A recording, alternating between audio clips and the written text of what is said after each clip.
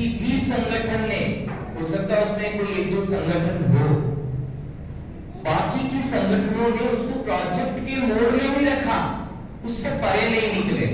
अधिकार की बात किसी ने नहीं की। संस्थाएं आई, तनख्वाह देना शुरू किया, पलंग लगाए, महिलाओं का अलग शेल्टर हो, पुरुषों सब कुछ बना, पर जहां राइट की बात आती है, हक की बात आती है, उसके ऊपर गिने चुने साथी खड़े हुए। और ये महाशय जी ने शुरू किया तो अभी मागी के रूप में देखे जाने लगे, है ना। इराक में निकलते फटाफट वीडियो शूट करते, फटाफट से डालते, ट्वीट करते और तुरंत फिर वहां पे विजिट भी होता है। तो ऐसे लोग जैसे ये अपना एक्टिविज्म कर रहे हैं, तो फिर ये प्रोजेक्ट वाले बुखार से इनको कोई पैसा नहीं मिलेगा बेघर साथियों के काम करने के लिए।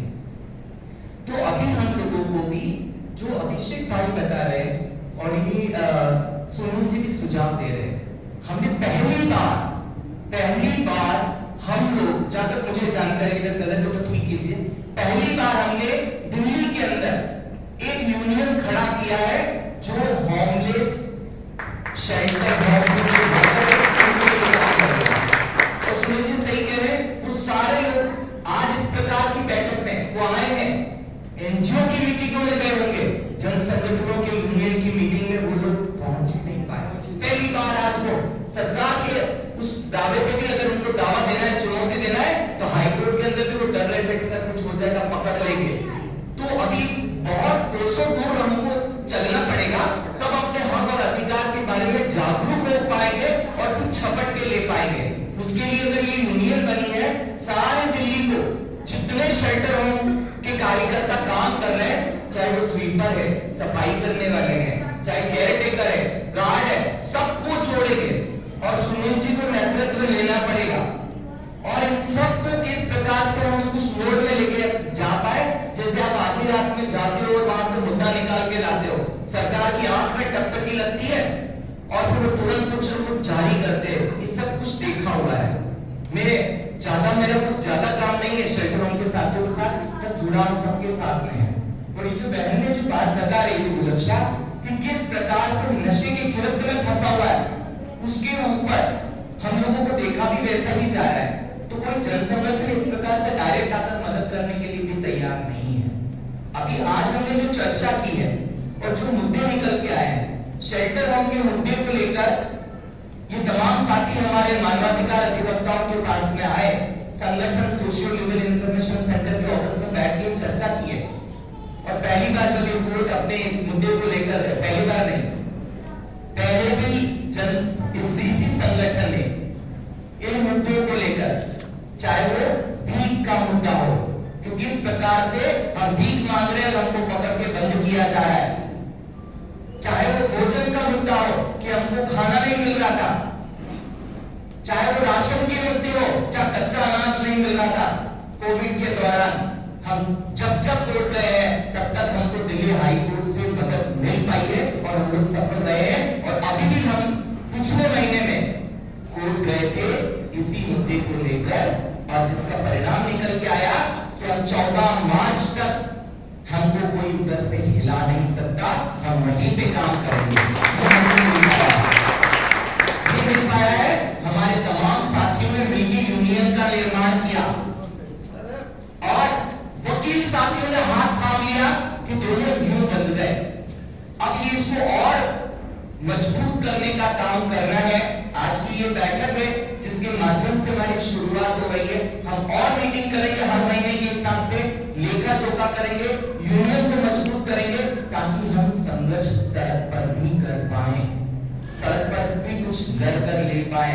अभी तक हम अपने शेल्टर होम में बोले, अब हम लोग सड़कों पर बोलेंगे। कोर्ट अदालत ने भी हमको स्टे दिया है, तो अभी हमारे वो साथ में है। इसको और मजबूत करने के लिए हमने, हमारे कुछ साथियों ने कोर्ट का आदेश आने से पहले यूसी के बाहर धरना किया था, कुछ नहीं हुआ, उससे वालों ने सुना ही नहीं। उसके बाद उन्होंने शेल्टर होम में धरना दिया, वहां पुलिस आई और फिर इनको लगा कुछ नहीं हो रहा, अंत में वो कोर्ट आए।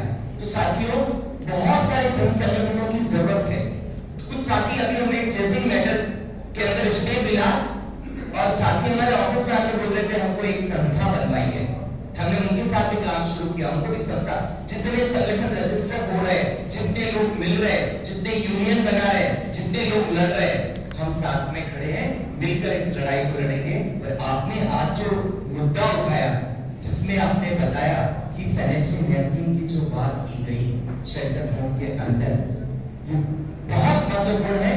इस प्रकार के प्रजनन स्वास्थ्य से संबंधित मुद्दों पर संगठन की प्रखर जीत हुई है, बड़े बड़े आदेश सुप्रीम कोर्ट से लिए हैं। इस मुद्दे को लेकर हमको प्लानिंग करना है। शाम के सत्र में आप में से एक दो साथी नाम देंगे कि इस काम को लेकर, अभी एडवोकेट उमेश इधर बैठे हैं, एक बार उमेश जी खड़े हो जाएंगे।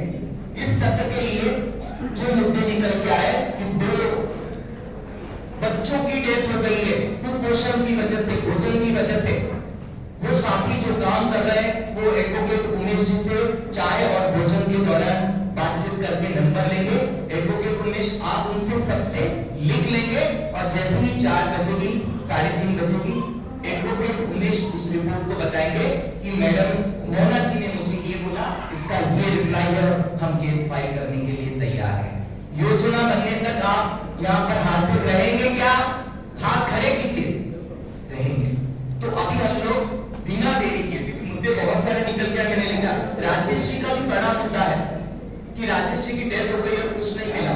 आपने बताया कि 6 महीने से सैलरी नहीं, प्रेग्नेंट वुमेन जिनके बच्चे हो जाते हैं, उनको भी उन सब टीम के साथ एक साथ रहने के लिए मजबूर किया जाता है। मुद्दा आया दवाइयों का, मुद्दा आया टॉयलेट बंद है, और 6 महीने से साल से टॉयलेट बंद हो चुके हैं। रिप्रेजेंटेशन इन्होंने चिट्ठियां भी लिखी है। हमारे वकील साथी फटाफट चिट्ठी ले और फटाफट कोर्ट जाए, प्लानिंग करेंगे। तो एडवोकेट उमेश की जिम्मेदारी है, एडवोकेट पॉल उनको मदद करेंगे और इस सत्र के जो मुद्दे आए हैं हमारे साथियों से आप संपर्क करके योजना में रखेंगे। इस सत्र के तमाम साथियों का